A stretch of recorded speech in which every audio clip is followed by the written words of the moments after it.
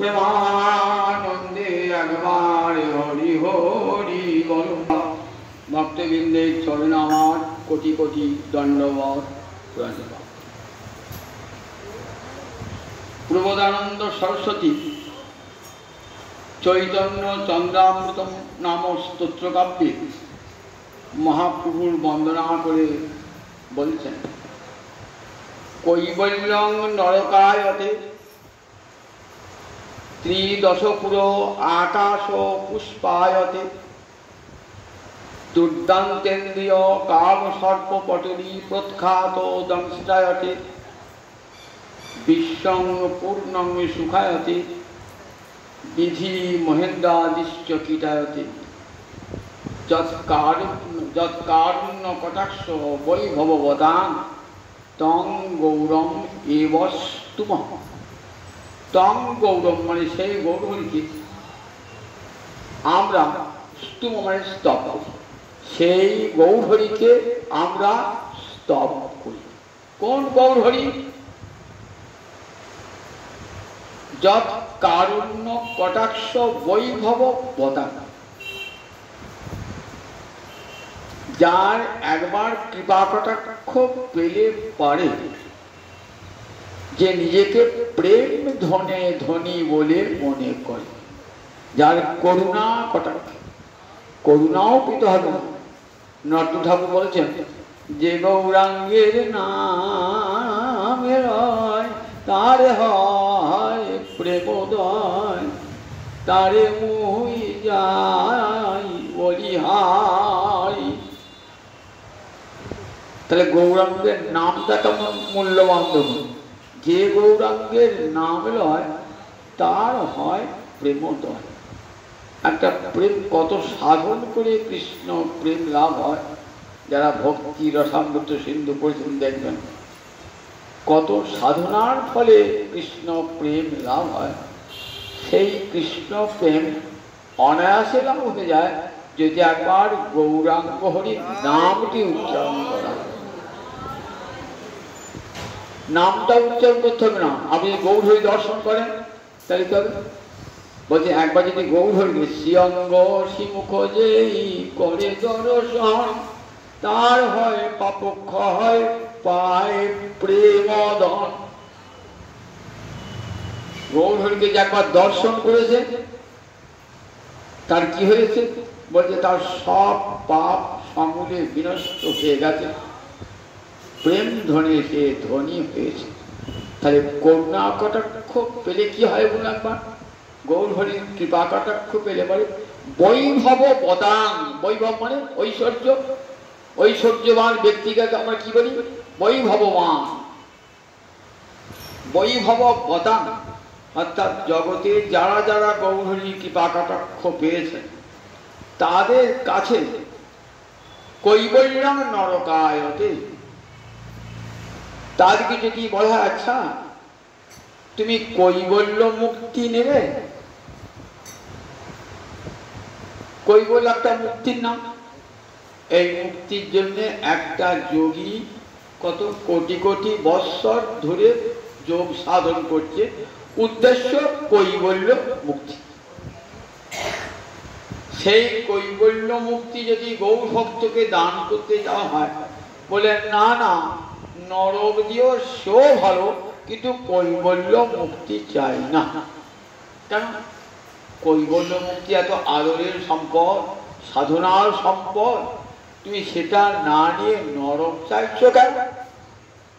বলেন কৈবল্য মুক্তি যদি একবার পেয়ে যায় আর কোনোদিন কিন্তু পৃথিবীতে ফিরে আসবো না, আর পৃথিবীতে কোনোদিন গৌর সেবা কৃষ্ণ সেবা পাবো না।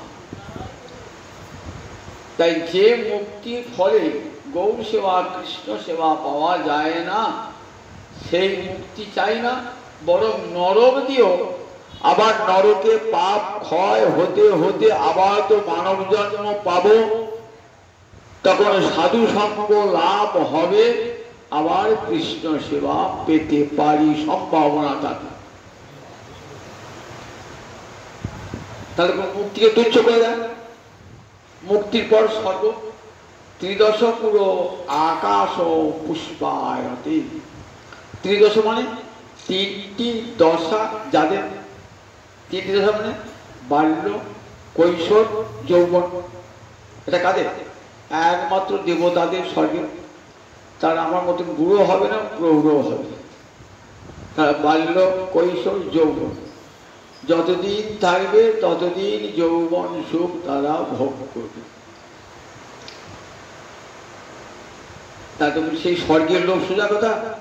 বেদে যজ্ঞ বলছে জ্যোতিষ্ঠম যজ্ঞ করো, অগ্নিষ্ঠম যজ্ঞ করো, তাহলে স্বর্গ পাবে। কত পরিশ্রম করে, কত ঘি ঢেলে তবে ওই স্বর্গে যাওয়া যায়। কত দান ধ্যান পুণ্য করলে স্বর্গে যাওয়া যায়। গৌর ভক্তকে যদি বলে আচ্ছা তোমাকে স্বর্গ দেবো, বলেন আকাশ পুষ্পায়তে। আকাশ পুষ্প ফুল, আকাশে ফুল ফোটে, আকাশে ফুল ফোটে না, আকাশ পুষ্পটা যেমন অলিক কল্পনা। বলেন ঠিক গৌর ভক্তের কাছে স্বর্গ সুখটা একটা অলিক কল্পনা মাত্র। যদিও বা সেটা বাস্তব হয়, কতদিন সুখটা পাবো? যতদিন আমার পুণ্য ফলটা থাকবে। জমানো টাকার মতো, ব্যাংকে জমানো টাকা কতদিন থাকবে? ভোগ করতে করতে করতে করতে করতে হয়ে যাবে, শেষ হয়ে যাবে। ঠিক তেমনি ওই যে স্বর্গসুখটা আমার পুণ্য ক্ষয় হতে হতে হতে স্বর্গসুখটা চলে যাবে। তা প্রমাণ বললেন গীতা বলে দেখো, গীতাতে কি বলা আছে? ক্ষীণে পুণ্যে মত্ত লোকক বিসন্তি। স্বর্গে যখন পুণ্য ক্ষয় হয়ে যাবে আবার মর্তে ফিরে আসতে হবে। তাহলে সে স্বর্গ নিয়ে আমার কি লাভ হবে? তাই ত্রিদশ পুরো আকার আর যাতে ফিরে আসতে না হয়, এটাই তো সাধনা। অথচ সুখ সম্পদ লাভ হয়। ত্রিদশ পুরো আকাশ পুষ্পায়তে। দুর্দান্তেন্দ্রিয় কাল সর্ব পটরি প্রখ্যাত দংষ্টায়তে। কাল সর্প পটরি, পটরি মানে সমূহ। একটা কাল সাপ সে যদি ছবল মারে তারই যন্ত্রণায় মানুষ সংগৃহীত হয়ে যায়। আর কাল সর্প পটরি, অনেকগুলো সাপ যদি ছবল মারে তার কি অবস্থা বলে দেখি? আমাদের কিন্তু অনেকগুলো সাপ ছবল মারে, 11টা ইন্দ্রিয়, 11টা সাপ প্রতি মুহূর্তে ছবল মারছে প্রতি মুহূর্তে। যদি রূপ, রস, শব্দ, গন্ধ, স্পর্শ এই পঞ্চ বিষয় না পায় তাহলে 11টা ইন্দ্রিয় সাপের মতন নিরন্তর আমাদের ছবল মারছে। দুর্দান্তেন্দ্রিয়, ইন্দ্রিয় কাল সর্বপঠনী, দুর্দান্ত, দমন করা যায় না। মুনিষা নির্জন বনে গিয়ে কত সাধনা করেন যে এই ইন্দ্রিয়কে জয় করবো, পারে না, ব্যর্থ হয়ে যায়। কোটিতে কোটি হয়তো ইন্দ্রিয় জয়ের সাধনায় সফল হয়।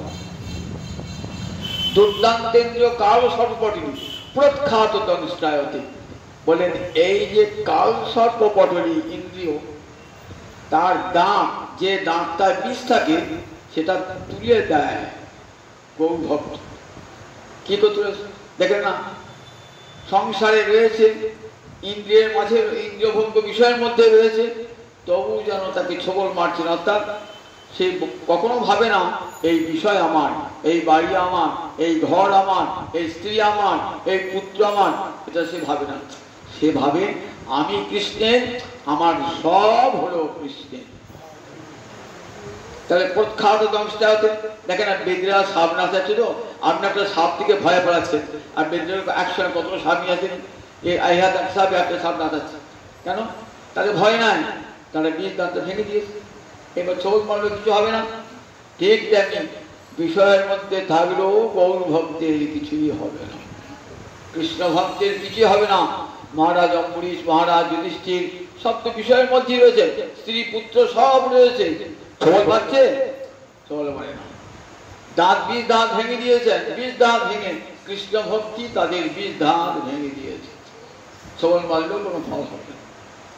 দুর্দান্তেন্দ্রিয় কাল সর্পপটরি প্রখ্যাত দংষ্টায়তে। বিশ্বং পূর্ণং সুখায়তে। জগতে আমরা বিষয় মানুষ সুখ দুঃখ অনুভব করি, কৃষ্ণ ভক্ত বলে জগৎটাই তো সুখে। মধু বাদারিতায়তি মধু খরন্তি সিন্ধব। বেদ একটা সূক্ত আছে নাম মধুমতি সূক্ত, ঋগ্বেদ একটা সূক্তের নাম মধুমতি সূক্ত। ঋষিরা কি দেখতেন? জগৎটাই তো মধুময়, সর্বত্র কৃষ্ণ দর্শন হচ্ছে তাদের, সর্বত্র ভগবত দর্শন হচ্ছে। জগতের কোথাও দুঃখ বলে কিছু নাই, সর্বত্র সুখ বিরাজ করছে। বলছে দেখো, ইন্দ্রিয়ের বিষয় ভোগের দ্বারাই সুখ দুঃখ অনুভব হয়। যারা সমস্ত ইন্দ্রিয়ের অধিপতি গোবিন্দ চরণে অর্পণ করে দিয়েছেন, তাদের আর সুখ দুঃখের অনুভবই নাই। তারা দুঃখে সু অনুদ্বিগ্ন মনা, সুখে সু বিগত প্রিয়। শীতপর্গ যোগ প্রসিদ্ধ গীতা 2য় অধ্যায়। তেমন দুঃখে সু অনুদ্বিগ্ন মনা, সুখে সু বিগত প্রিয়। জগতের যত দুঃখ আসুক না কেন, এতটুকু চিত্তে তাদের উদ্বেগে জন্মায় না। আবার যত সুখ আসুক তারা উল্লসিত হয় না, জানে এই সুখ আজ আছে, কাল চলে যাবে। গৃহীতপি ইন্দ্রিয় অর্থাৎ বলছেন ইন্দ্রিয় দ্বারা তারা বিষয় ভোগ করে, কিন্তু কি জানে? সবই বিষ্ণু মায়া জানে। কি রকম? একটা ছোট ছেলে রথের মেলায় গিয়ে একটা হাতি দেখেছে, মাটির হাতি, খুব আনন্দ, বাবা কিনে দিলেন। যখন কিনলো খুব আনন্দ, এই বাড়ি নিয়ে খেলতে খেতে হাতির সুরটা ভেঙে গেল, পাটা ভেঙে গেল, ছেলে হাত পা যদি কাঁদতে ভেঙে গেল। বাবা তো জানেন, বাবা যখন কেনেন তখনও বাবার আনন্দ হয় না, আবার হাতির সুর পা যখন ভেঙে গেল তখনও বাবার দুঃখ হয় না। কিন্তু ছোট ছেলে কি অজ্ঞত, তার কাছে তো সুখ দুঃখের ব্যাপার। কৃষ্ণ ভক্তি কাছে দিতেন। কৃষ্ণ ভক্ত জানে এই সংসারে সুখী বাকি, এই সংসারে দুঃখই বাকি, দুটোই তো সমান। মায়ার জগতে যাই নেবেন। কুমোরের দোকানে গিয়েছেন, মাটির হাঁড়ি মাটির কলসি কিনবেন, একবার এটা নিচ্ছে আমি সেটা নিচ্ছি। কুমোর বলে, মা যেটা নেবেন নেন, আমার তো সবই মাটির তৈরি, সবই তো মাটির তৈরি। এই জগতের মায়া, সব মায়া দিয়ে গড়া, সুখ দুঃখ সব সমান করে জানেন। তাই ন হিষ্যতি ন তুষ্যতি। তারা আনন্দ পায় না, তারা দুঃখ পায়। বিশ্বং পূর্ণং সুখায়তে বিধি মহেন্দ্রাদিশ্য ক্রীড়াতে। বিধি মানে ব্রহ্মা, মহেন্দ্র মানে ইন্দ্র। আচ্ছা, তোমাদের কি ইন্দ্রপদ ব্রহ্মপদ দেবো নেবে? বলে না, ইন্দ্রপদ নেবো না, ব্রহ্মের পদ আমরা চাই না, আমরা চাই কৃষ্ণ পদ সেবা। কৃষ্ণ সেবা ছাড়া আমরা অন্য কিছুই চাই না, কৃষ্ণ সেবা ছাড়া। তাই বিধি মহেন্দ্রাশ্চ কীটায়তে। একটা কীট যেমন তুচ্ছ বলে মনে হয়, ঠিক তেমনি বিধি মহেন্দ্রের পদকে একটা কীট তুল্য তুচ্ছ বলে মনে হয়। যৎ কারুণ্য কটাক্ষ বৈভবতাম তং গৌরম এই বস্তু। এটা হয় কার? গৌর হরির করুণা প্রভাবে। সেই গৌর হরিকে আমরা স্তব করি। এই গৌর হরি কৃপা করে প্রেমের অবতার আবির্ভূত হয়েছিলেন কোটি কোটি পার্শ্বদ সঙ্গে, কোটি কোটি। যারাই একদিন বৃন্দাবনে সখী মঞ্জরি ছিল, গোপী ছিল, তারাই এলেন গৌরাঙ্গ লীলায়, তারাই এলেন দ্বাদশ গোপাল, 64 মহান্ত, 6 চক্রবর্তী, অষ্টকবিরাজ, কত কত মহান্ত রূপে সেবা করার জন্য তারা আবার এলেন। ওই যারা বুঝেছিলেন তারাই আবার এলেন নূতন করে লীলা হয়ে। এবার সংকীর্তন লীলা হবে, প্রতিটি জীবের ঘরে ঘরে নামে সংকীর্তন লীলাবে। তাই আগে ভক্তগণের কথা শুনতে হয়, তারপরে ভগবানের কথা শুনতে হয়। প্রথমেই যদি ভগবানের কথা শুনতে যান, আনন্দ পাবেন না। ভগবানের কথায় যারা আনন্দ পেয়েছেন, তাদের সঙ্গ যদি লাভ না করেন, তাহলে আপনার কৃষ্ণ কথায় আনন্দ আসবে না, আসবে না। অনেকগুলো গরিব লোকের মাঝে যদি আপনি থাকেন, আমি একটু ধনী লোক, তাহলে কি হবে? আমার মাথায় উঁচু হয়ে থাকবে, আমি তো পাড়ার মধ্যে ধনী, তখন নিজেকে আর ছোট বলে মনে হবে না। অনেকগুলো ধনী লোকের মাঝ ঘরে যদি আপনি থাকেন, আপনার অবস্থা, তার আর্থিক অবস্থা তেমন ভালো নয়, তখন কি হবে আপনার মনে?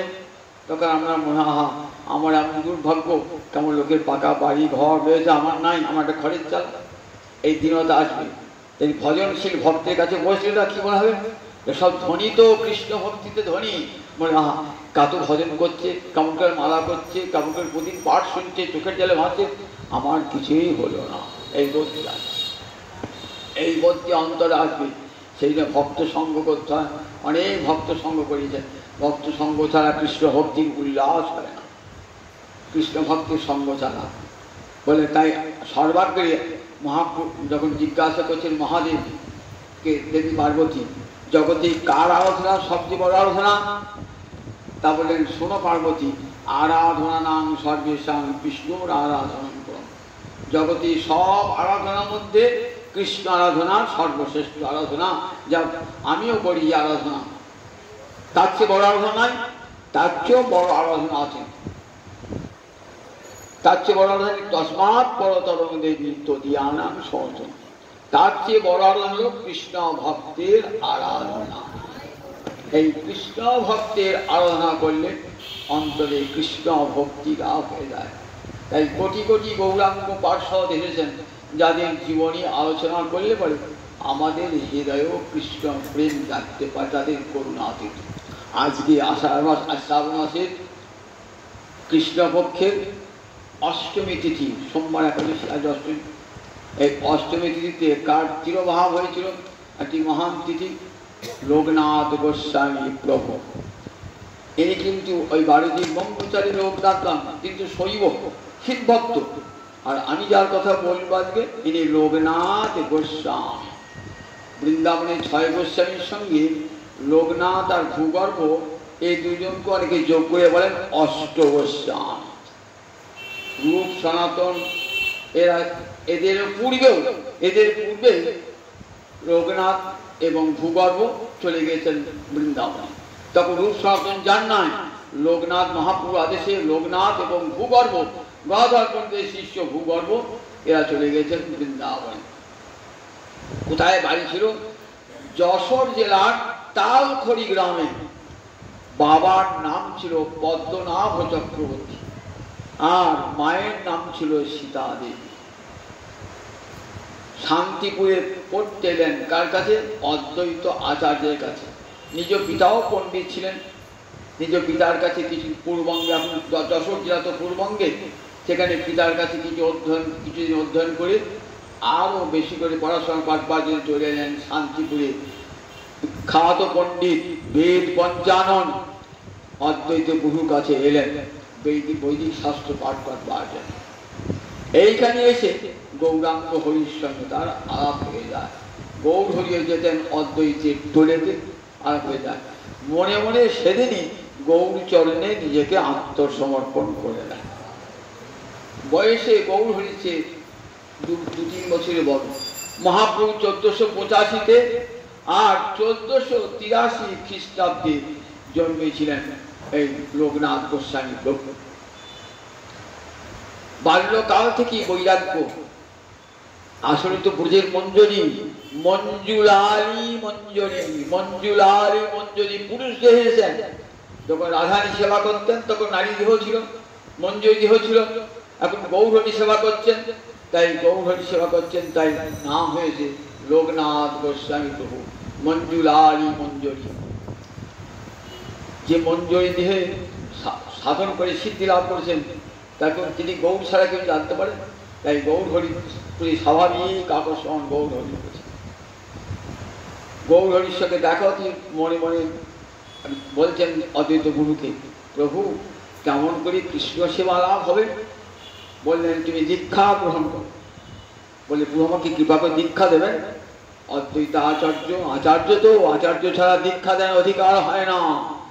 নিজে আচরণ করেন, আবার শিষ্যদের শিক্ষা দান করেন।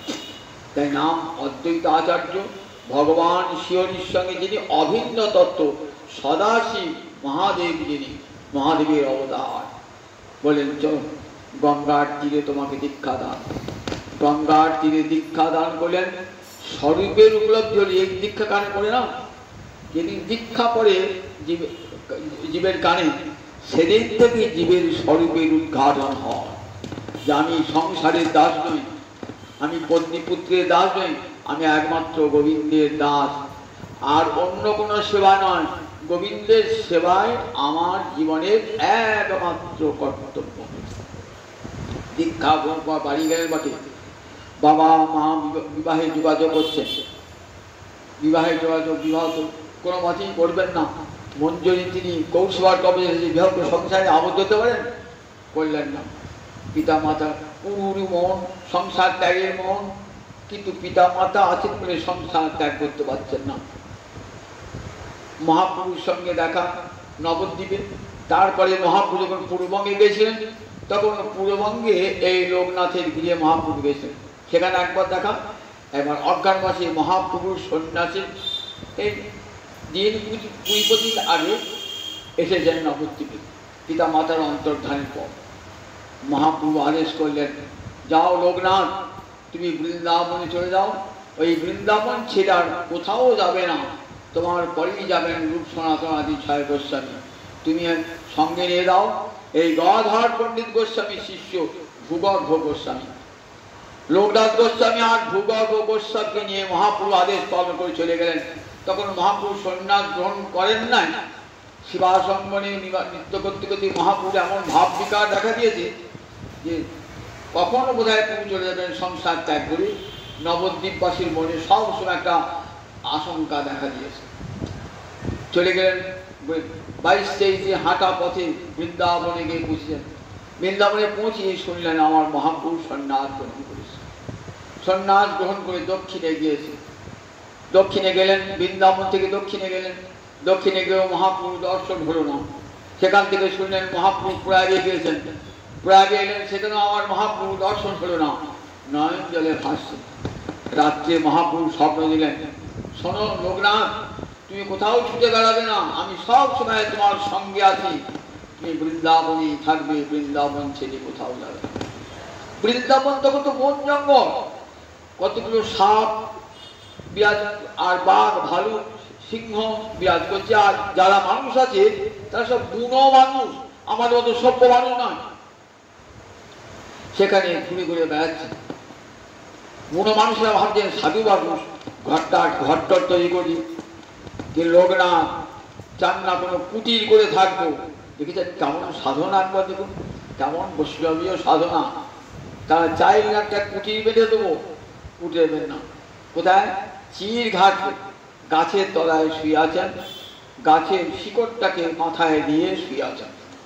জল পড়ছে, রোদে তাপ হচ্ছে, পাশ দিয়ে কত সাপ চলে যাচ্ছে, সিংহ আসছে, বাঘ আসছে। নির্ভীক গোবিন্দ চরণে সমর্পিত প্রাণ, নির্ভীক এমনি করে বৃন্দাবনে ঘুরে ঘুরে বেড়াচ্ছেন সর্বত্র। মনে মনে ভাবছেন একটা বিগ্রহ থাকলে সেবা করতাম, মনটা আনন্দে ভর্তি হতো। কোথায় গিয়ে? উমরাও গ্রাম আছে বৃন্দাবনে, উমরাও গ্রাম, সেখানে কিশোরী কুণ্ড আছে, যেমন গোবর্ধনে গোবিন্দ কুণ্ড আছে। উমরাও গ্রামে এখানে রাধারানী রাজ্যাভিষেক হয়েছে। বৃন্দাবনে এখানে রাই রাজা গোবিন্দ রাধারানীকে রাজেশ্বরী রূপে অভিষিক্ত করতে চেয়েছেন এই বৃন্দাবনে উমরাও গ্রামে। যোগমায়াকে জানিয়ে দিলেন যে আমার অন্তরের বাঞ্ছা রাধারানী বৃন্দাবনে রাজেশ্বরী হবে। যেই কথা সেই কাজ, গোবিন্দের ইচ্ছা তো। সঙ্গে সঙ্গে রাধারানীকে কি করলেন? শুভ দিন স্থির হয়ে গেল। শুভ দিনে স্বর্ণ সিংহাসনে রাধারানীকে বসিয়ে যমুনা থেকে সখী মঞ্জুরিরা 108 ঘড়া যমুনার জলে পুরুষ সুক্ত মন্ত্র দিয়ে ওম সহস্র শিষ্যা পুরুষ সহস্রাক্ষ সহস্রভা সবলিং সর্বত বৃত্তা উত্ততিষ্ঠ দশাঙ্গুলম্বরে জল ধারেন। রাধারানী তো রাজেশ্বরী হয়েছেন, ললিতাদি অষ্টসখী মহামন্ত্রী হয়েছেন, আবার যারা মঞ্জুরি তার সব বড় বড় রাজকর্মচারী হয়েছেন। গোবিন্দ বলছেন যে আমার তাকে চাকরি চলে গেল, তা আমার চাকরির ব্যবস্থা করে বেকার হয়ে থাকলাম।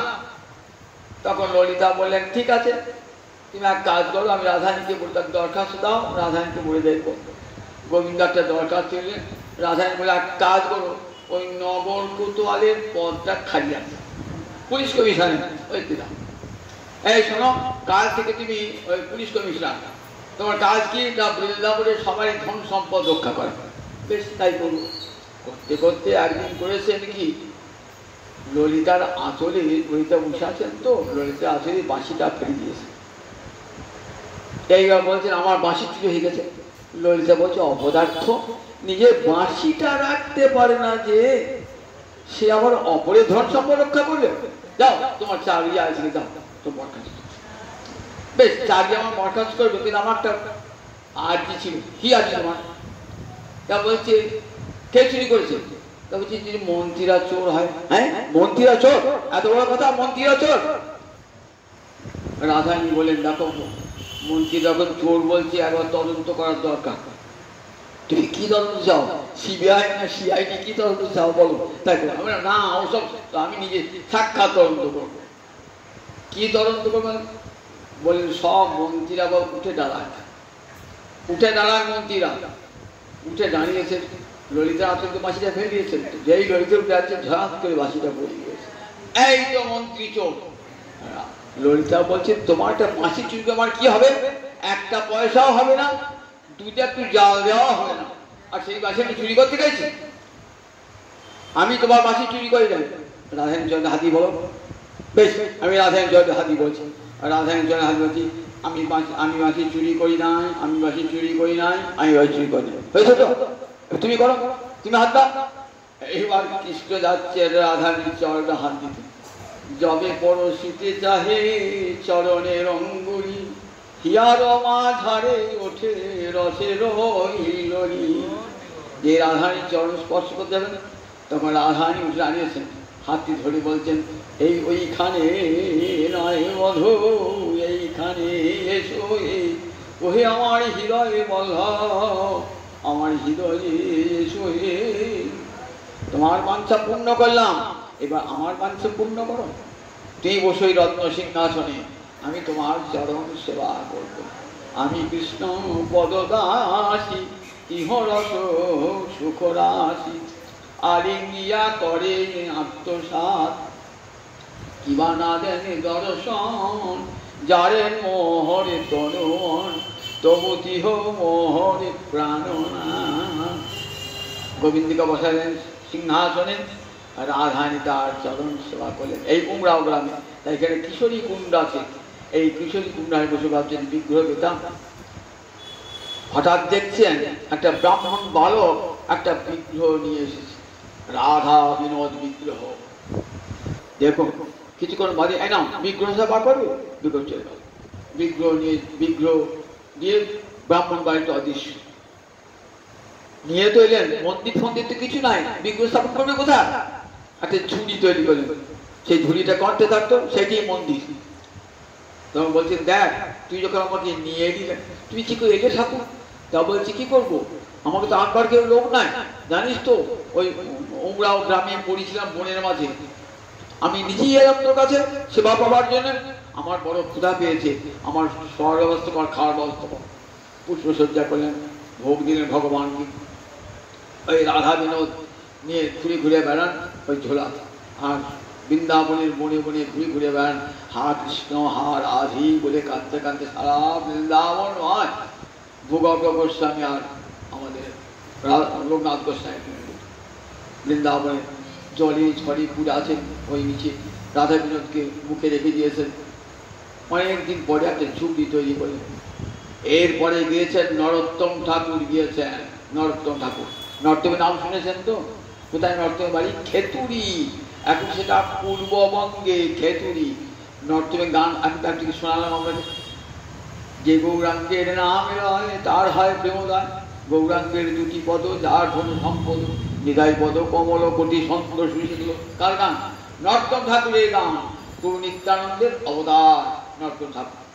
সেই নর্তম রাজার ছেলে, খেতুরি রাজবাড়ির ছেলে, রাজার ছেলে, একমাত্র সন্তান, রাজ ঐশ্বর্য পরিত্যাগ করে বৃন্দাবনে ভিখিরির বেশে গিয়েছে। সেই নরোত্তম গিয়েছেন, নরোত্তম যাওয়ার সঙ্গে সঙ্গে শ্রীকৃষ্ণের আশ্রয় দিয়েছেন। যেখানে সে দূর থেকে একদিন দেখলেন যে লোকনাথ গোস্বামী পদ। লোকনাথ গোস্বামীকে দেখার সঙ্গে সঙ্গে মনে হলো এই আমার জন্ম জন্মান্তরের শিষ্য গুরুকে চিনতে পারে, কারণ গুরু শিষ্যের সম্পর্ক জন্ম জন্মান্তরে। দেখবেন নট্ট ঠাকুর বলেছেন এই প্রেম ভক্তি চন্দ্রিকাতে, চক্ষু দান দিলা যে জন্মে জন্মে গুরু সেই।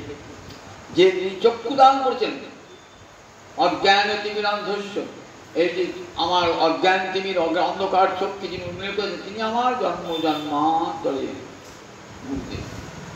এই গুরু খুশি হয় না, অন্তর যখন আকুল হয়ে যাবে না, ঠিক দেখবেন আপনার যিনি পূর্বজন্মে গুরু ছিলেন কোনো না কোনো প্রকারে তার সঙ্গে যোগ হয়েই যাবে।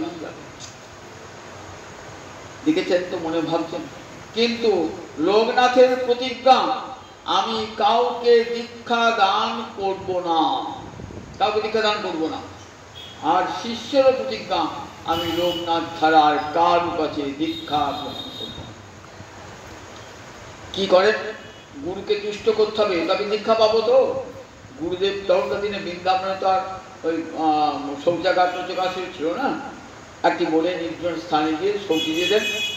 সেই শৌচির জায়গাটি কি করতেন, ওই লোকনাথ কোথাও অনেক পূর্বে যেতেন, সেটি শৌচিটি পরিষ্কার করে দিয়ে সেখানে কি করতেন, মাটি জল দিতেন।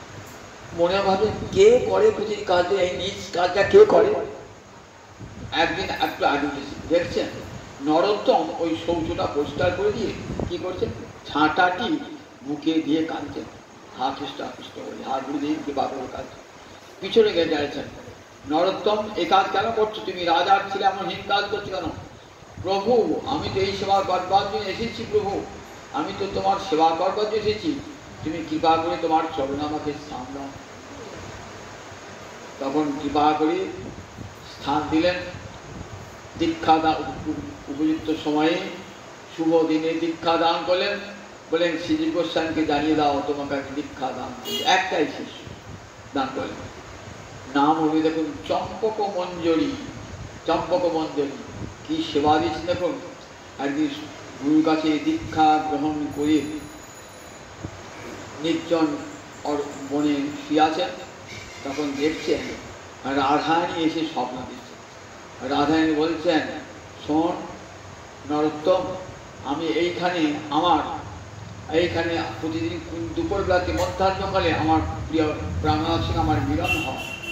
আর চম্পক মঞ্জরি, চম্পক লতিকা প্রতিদিন কি করে, দুগ্ধ আবর্তন করে। তার কুঞ্জতে দুগ্ধ আবর্তন, সেই ক্ষীরটি আমার প্রাণনাথকে দেওয়া হয়। আজ থেকে তোর কাজ হলো ওই চম্পক লতিকার কুঞ্জে ওই ক্ষীর বানানো তোর কাজ। এসে বলছেন গুরুদেব আমাকে রাত্রে স্বপ্ন দিয়েছে, আমার ভোরবেলা স্বপ্ন দিয়েছেন, মধ্যাহ্নকালে রাধারানী আসেন, রাধারানী আমাকে স্বপ্ন আসেন। বলেছি তো ভাগ্যবান রে। মনে মনে এক সেই দুপুর রাতে মনে মনে মানুষের ভজন দেখুন কত দেখুন। দেহের ভজনটা অনেক করতে পারে, মনের ভজনটা বড় কষ্টকর। মানুষ এই ভজন করছেন। কি ভজন করছেন? কিছুই নাই, কিন্তু কি করছে, উনুন জ্বেলেছেন, খড়কুটো দিয়ে আগুন ধরাচ্ছেন, আর ওই পাত্রে বসিয়েছেন, দুধ বসিয়েছেন, দুধটা টকবক টকবক করে ফুটছে, এবার গরম হয়েছে, দুধটাকে নামাবেন তো দুধটাকে নামাতে গেছেন, হাতে ফসকা পড়েছে। মনের আগুনে ফসকা পড়ে গেল। বাড়িতে আগুন নাই, বাইরে দুধও নাই, কিছুই নাই, কিন্তু হাতে ফসকা। নিজের ওড়না গায়ের উত্তর দিয়ে ছিঁড়ে বেড়েছেন। গুরুদেব পেয়েছেন, গুরুদেব বলছেন কি হলো রে? তখন সব বৃত্তান্ত বলছেন, দেখ তুই কত ভাগ্যবান, দেখ স্বয়ং রাধারানী তোর সেবা নিয়েছেন এবং তোর নামও দিয়েছেন চম্পক মঞ্জরি। আজ থেকে তোর নাম হল চম্পক মঞ্জরি। এই মানুষ সেবা এমন সেবা দেন, দৈহিক সেবার চেয়েও বড় সেবা, কায়িক সেবার চেয়েও মানুষ সেবা। মনটাকে ভগবান দেওয়া এটা বড় কঠিন কাজ। সেই প্রতি শ্রী গোস্বামী তার ভাগবতিক টিকার এক জায়গায় একটা আমাদের গল্প শুনেছেন। প্রতিষ্ঠানপুর একটা গ্রাম, সেখানে এক ব্রাহ্মণ ভক্ত, সে খুব দরিদ্র, ভিক্ষা করে বেড়ায়। অন্তর ইচ্ছা গোবিন্দকে আমি নারায়ণকে একদিন পরমান্ন রন্ধন করে খাওয়াবো, কিন্তু পরমান্ন পাবো কোথায়, চালই বা পাবো কোথায়? আবার মেয়েছি পাবো কোথায়, দুধ পাবো কোথায়? আমার মনের আশা মনেই থাকলো, আমার তো গরিব মনে ভিক্ষা করে কিছুই পাই না।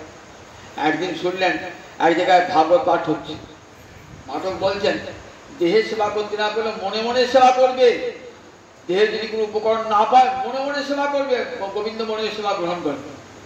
বাহ বাহ, তাহলে তো ভালোই হলো। আমি তো কোনোদিন কায়িকভাবে সেবা করতে পারি না, মনে মনেই সেবা করবো।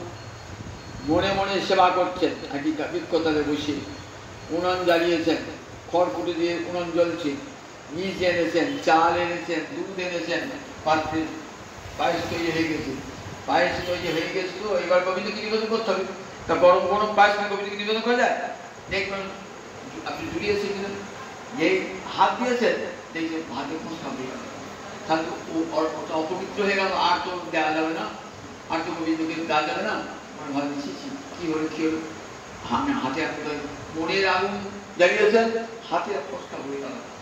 নারায়ণ বৈকুণ্ঠে এসে উঠেছেন, লক্ষ্মী বলে হাল দেখালো, দেখলে কেন দেখলে কেন হাসি, নিয়ে গেলেন সেই ভক্তকে, দেখো মনে মনে আমাকে পরমান্ন খাইয়েছে, ঠিক আছে, আর দেখো হাতে ফোঁসকা পড়েছে, ঠিক আছে। তাহলে বৈকুণ্ঠে যেতে গেলে পার্শ্বদ দেহ কি হয়, এ দেহে যাওয়া যায় না, এই দেহটা চলে, মায়ের পেট থেকে পাওয়া যে দেহটা, সে দেহটা চলে যাবে তারপরে। কিন্তু আশ্চর্য ব্যাপার দেখুন, এই দেহেটি চলে গেল একবারে বৈকুণ্ঠে। তাহলে মানুষ সেবা কত বড় সেবা, জানেন, দেহ পাল্টাতে হলো না। নর্দম এমনি করে মানুষ সেবা করেছেন, রাধারানী মানুষ সেবা করেছেন। একদিন গুরুদেব রাধা বিনোদকে মালা পড়াচ্ছে, মালা পড়াচ্ছেন কিন্তু সব মানুষে মানুষে মালা পড়াচ্ছেন, রাধা বিনোদ সামনে না, মনে মনে ভাবছে রাধা বিনোদকে মালা পড়াচ্ছে। তার মাথার তো মুকুট আছে, মুকুটটা না সরালে তো মালাটা পড়া যাবে না। যতবার পড়াতে যাচ্ছেন শিষ্য লক্ষ্য করছে, মালাটা পড়াতে পারছেন, গুরুদেব পড়াতে পারছে না, ফিরিয়ে নিয়ে আসে, বলছেন প্রভু মুকুটটা সরান তবে তো মালাটা পড়ানো হবে। মুকুটটা তারপরে মনে মনে মুকুটটা সরালেন, জড়িয়ে ধরেছেন, যেমন গুরু তেমনি শিষ্য। গুরুদেব ধ্যান দেখছেন রাধা বিনোদকে, শিষ্য দেখছেন ধ্যানে রাধা বিনোদকে, মালা পরে দিলেন। তা দেখুন এমনি করে বৃন্দাবনে লোকনাথ নিজেকে গুপ্ত রাখতেন, নিজেকে জানতে দেন না। কবিরাজ গোসাইপাদ বললেন প্রভু তোমার সম্বন্ধে কিছু লিখবো আমার চৈতন্য চৈতামৃতে, বলে না আমি তোকে নিষেধ করছি, আমার কোনো প্রসঙ্গ তুমি লিখবে না চৈতন্য চৈতামৃত। তাহলে চৈতন্য চৈতামৃতে শুধু এক জায়গা আছে, বল্লভদ্রের পুত্র বিট্টলেশ্বরের বাড়িতে গোপাল দর্শন করবার জন্য গিয়েছিলেন লোকনাথ, এই বিশাল কথা। এরপরে শ্রী গোসাইপাদ আগে আদেশ চাইলেন, প্রভু আদেশ করুন, এই যে গোসাইপাদগঞ্জ গ্রন্থ রচনা করেছেন সেগুলো গৌড়দেশে প্রচার হওয়া দরকার, আপনার শিষ্য নরোত্তমকে যাওয়ার অনুমতি দেন শ্রীনিবাস আচার্যের সঙ্গে এবং আমাদের শ্যামানন্দের সঙ্গে। আদেশ দিলেন, প্রণাম গুরুর কাছে প্রণাম জানিয়ে যাত্রা পথ শুভ হোক। সমস্ত গোস্বামী গ্রন্থ সঙ্গে নিয়ে শ্যামানন্দ, নরোত্তম এবং শ্রীনিবাস আচার্য চলে এলেন। সে একটা বিহার কাহিনী আছে, পরে আবার একদিন শোনাবো। শ্রীনিবাস নিয়ে এলেন, রাঢ় দেশে নিয়ে এলেন, এই রাঢ় দেশে তখন এসে গোস্বামী গ্রন্থে প্রচার করলেন শ্রীনিবাস আচার্যকে। আজ সেই লোকনাথ গোস্বামী প্রভু তিরোভাস দিবস। আজ যুগলকুণ্ডে তার সমাধি আছে, বৃন্দাবনের যুগলকুণ্ডে তার সমাধি আছে। অনেকে বলেন যেখানে বিশ্বাস চক্রবর্তী সেবিত বিগ্রহ গোকুলানন্দ আছে ওখানে তার সমাধি আছে। যাই হোক, বৃন্দাবনে তার পুষ্প সমাধি আছে। সেই লোকনাথ গোস্বামীর চরণে আজ কোটি কোটি প্রণাম জানিয়ে এইখানে আজ ভাগবতী কথা জানি দায় জানি দায় জানি।